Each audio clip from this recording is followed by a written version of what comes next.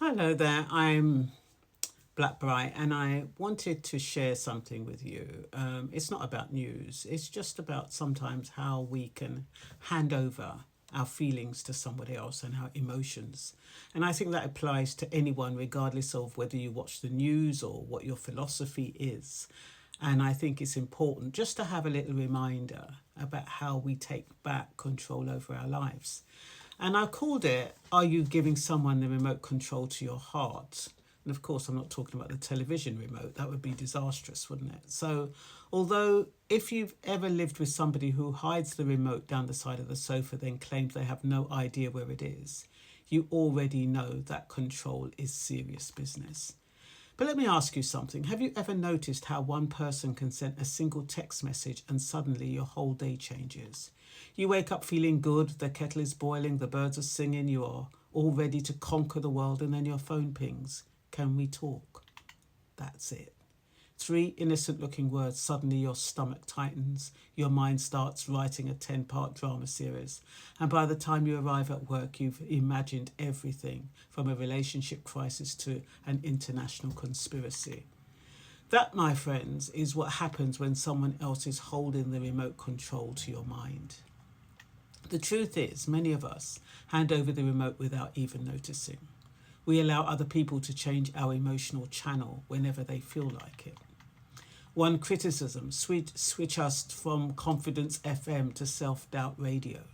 One unanswered message, switch us from Peace Plus to Anxiety 24/7.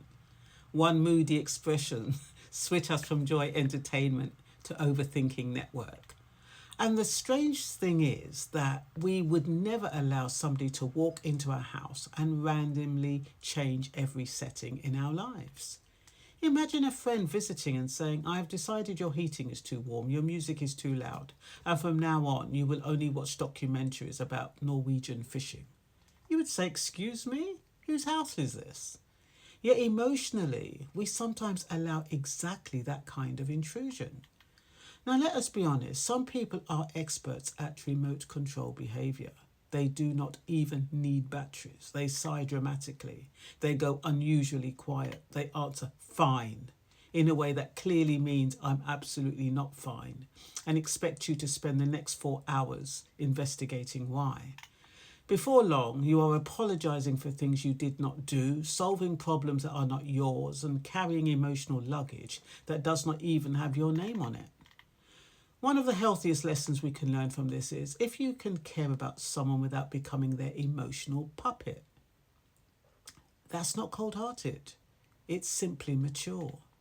There is a difference between supporting someone and surrendering your peace to them. For example, if a friend is having a difficult day, kindness says, I'm sorry you're struggling. How can I help? Emotional surrender says, your bad day must now become my bad week. And some of us have been doing that for years.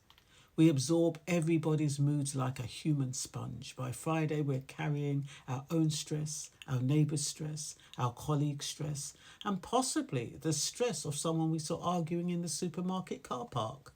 No wonder we're tired. So here's a practical test. Ask yourself, do I need certain people to approve of me before I relax?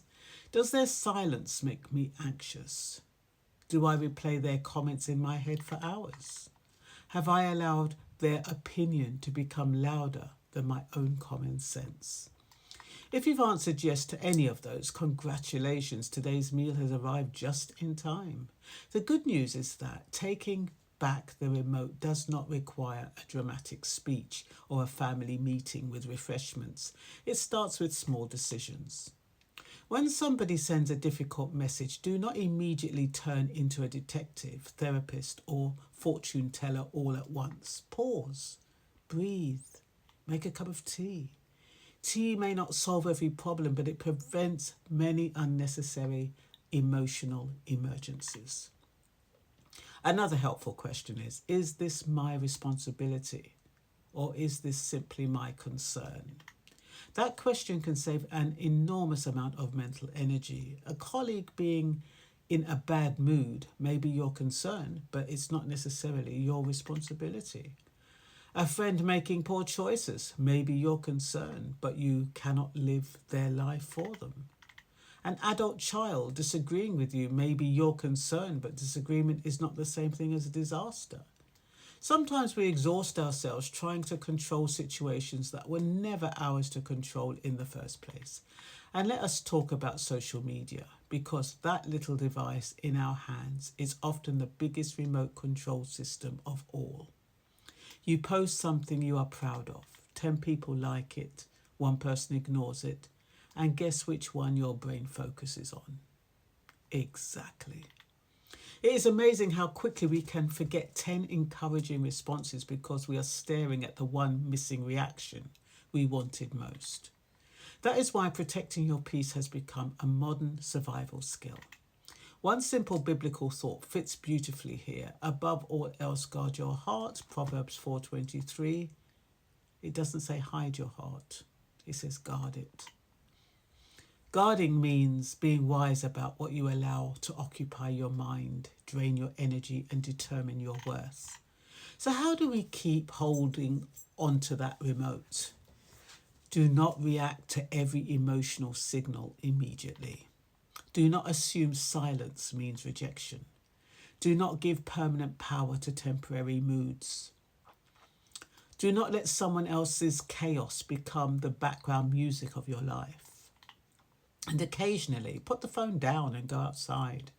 The sky has solved many problems simply by reminding us that life is bigger than the last notification.